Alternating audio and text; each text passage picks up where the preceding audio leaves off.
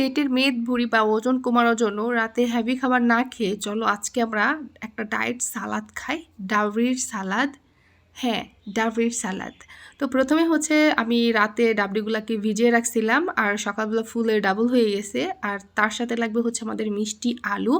আপনি কি জানেন সাদা গোল আলু থেকে মিষ্টি আলু কিন্তু আমাদের ওজন কমাতে, ডায়াবেটিস নিয়ন্ত্রণে রাখতে, খারাপ কোলেস্টেরলের মাত্রা কমাতে সাহায্য করে, মানে এলডিএল।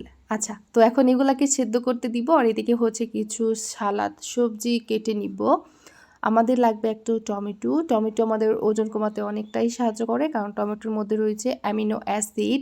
ওজন কমাতে এবং পেটের মেদভুঁড়ি কমাতে খুবই কার্যকরী টমেটো। তো ডায়েটে কিন্তু বেশি বেশি করে টমেটো রাখবেন। আমি যখন আইএফ ডায়েট করে 2 মাসে 20 কেজি ওজন কমাইছি, তখন কিন্তু আমি বেশি করে হচ্ছে টমেটো, তারপরে হচ্ছে শসা, এগুলো কিন্তু রাখতাম আমার ডায়েটে। মানে আমার ডায়েটে সালাডটা একটু বেশি থাকতো।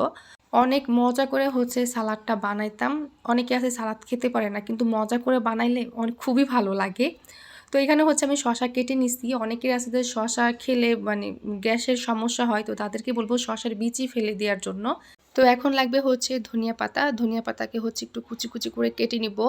অনেকেই আছেন যে মানে হাত পা চিকুন কিন্তু পেটটা অনেক বেশি মোটা, তো তাদেরকে বলবো হচ্ছে কার্বোহাইড্রেট খাবার খুবই কম খাওয়ার জন্য, যেমন সাদা ভাত, সাদা রুটি, চিনি, কোমল পানি, তারপরে হচ্ছে ডুবো তেলে ভাজা পোড়া খাবার, এইগুলো যদি আপনি কম খান আর রাতে যদি আপনি হেভি খাবার না খেয়ে একটা সালাদ অথবা স্যুপ এগুলো যদি খান, সকালবেলা যদি একটু এক্সারসাইজ করেন, তাহলে দেখবেন যে 7 দিনের মধ্যে আপনার পেটের ফ্যাট একদম কমে গেছে।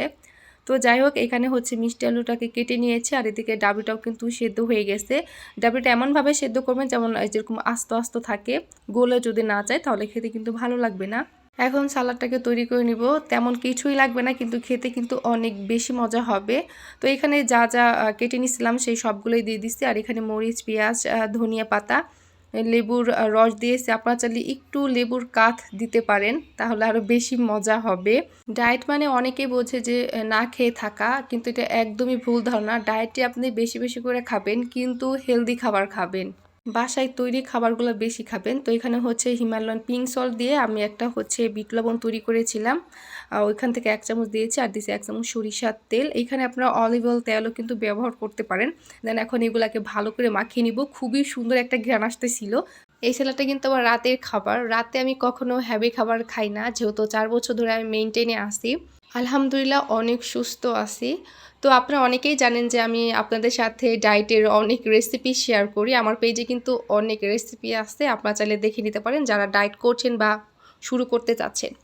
তো এই ছিল হচ্ছে রাতের খাবার। আলহামদুলিল্লাহ অনেক মজার ছিল। তো আশা করি সবাই ভালো থাকবেন। আল্লাহ হাফেজ। আর ভিডিওটি ভালো লাগলে অবশ্যই লাইক, কমেন্ট অ্যান্ড শেয়ার করে দিবেন। আল্লাহ হাফেজ।